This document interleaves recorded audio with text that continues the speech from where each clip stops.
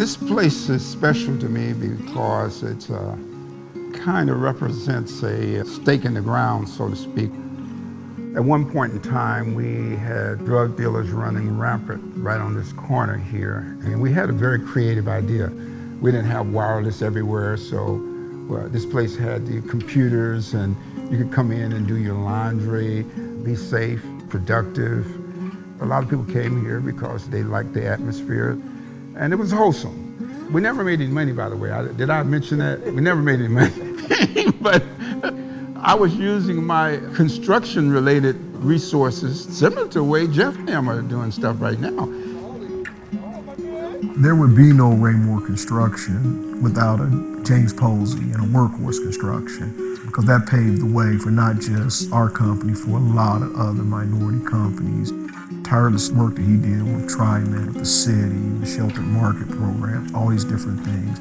Posey, as an entrepreneur, took me under his wing, and that's actually how I got into heavy civil construction. From there, I realized the opportunities that construction gave in terms of entrepreneurship and workforce opportunities to people of color. James is a pioneer in our community. He formed the Northeast Trucking Consortium, 15 minority truckers that was able to band together and win a big scope of work, the Interstate Max project.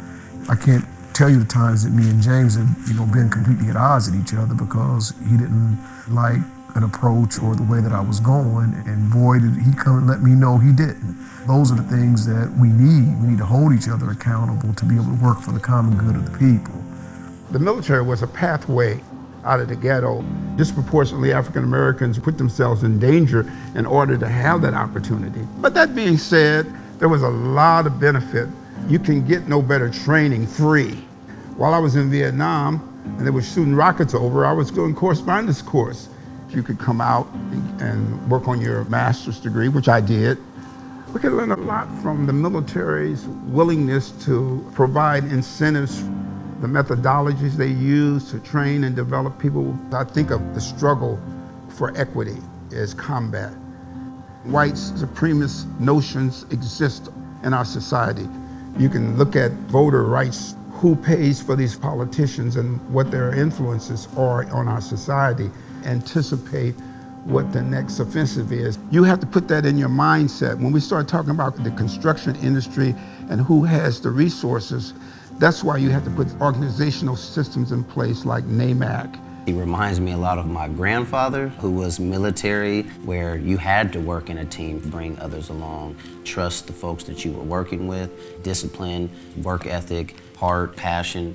He always likes to press you to do more and to think bigger and to think broader. NAMAC nationally was stood up during the Civil Rights Movement in Oakland, California. And this was really a revolt to some of the oppressive nature of working in union trades. James Posey started the Oregon chapter here in 1997 to stand up the narrative of businesses of color that, for whatever reasons, tend to not get opportunities on public and private projects in a fair and equitable way. Are businesses that literally were one truck. What James has been able to do over 5 decades is empower them to now being 60, 70, 80 million plus a year. The sacrifices James has made in our community stands out. He was never able to really build his business out because he was so minded on, for lack of a better word, ministering to his people and creating opportunities for his people. The fathers is the ones that dream the dreams. They're the ones that have the vision. But it's the young men that actually go and have to execute on that and to be overcomers. And I think James always understood that. He always understood the importance of youth and giving us opportunities to be able to grow and learn. There's a lot of people that had to go through a lot of things to be able to survive through Jim Crow, through segregation, through all the oppressive systems and policies.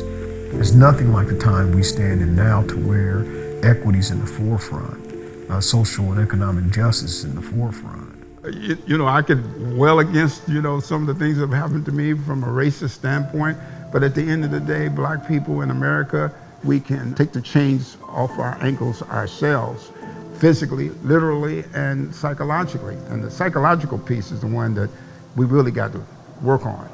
I think I got on the NAACP because James Posey talked to me. He was the economic development chair. And I came in as the education chair because that's what I do.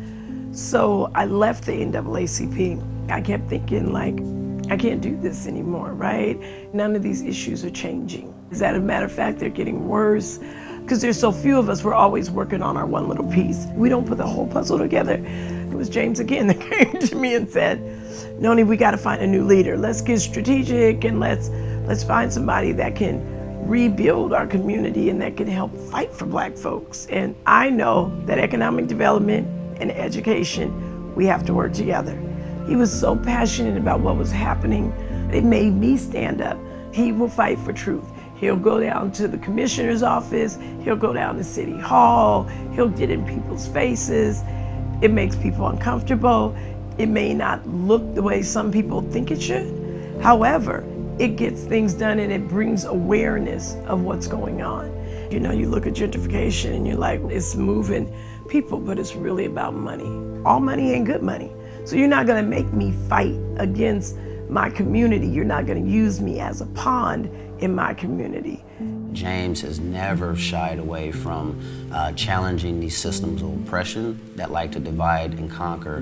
He's been one to expose many in our community around being gatekeepers. He uses a term called the only one syndrome, where you are the one chosen Black person to represent the whole Black community.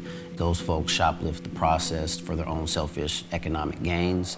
And James has been able to expose those people, not in a disrespectful way, but in a way to say that this is not okay for our community. And if you're not willing to make sacrifices like many elders do, then you need to get out the way so that the next generation can be handed the baton to really carry those outcomes that our Black community needs so desperately forward. White supremacy says, I'm gonna lift you guys up. You guys have the voice now, you guys have the power, and don't listen to them, right? And it pits us against each other. It's an art of war, and it's important that we can come together not only across sectors, public and private, but generational. Some of us have been in this fight for 50 years, and all of these things have been done before. And unless we come to the table to listen to each other about those stories and about that history and how it was done, oh my goodness, we are destined to fail if we don't plan together. The system, it plays the long game. So while we want short gratification right now, they can wait you out 15, 20 years. I ain't gonna be here in 20 years. And I need to give you the information I have. I look at my community, buildings that are 7 stories high. But see, that happened 40 years ago when they changed the zoning laws.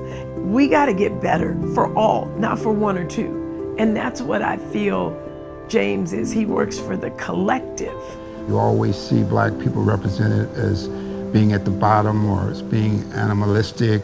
It's always been in me to try to represent something better than what people have tried to portray us as. Using the construction model, I wanted to demonstrate that Black people contribute to the fabric of this community.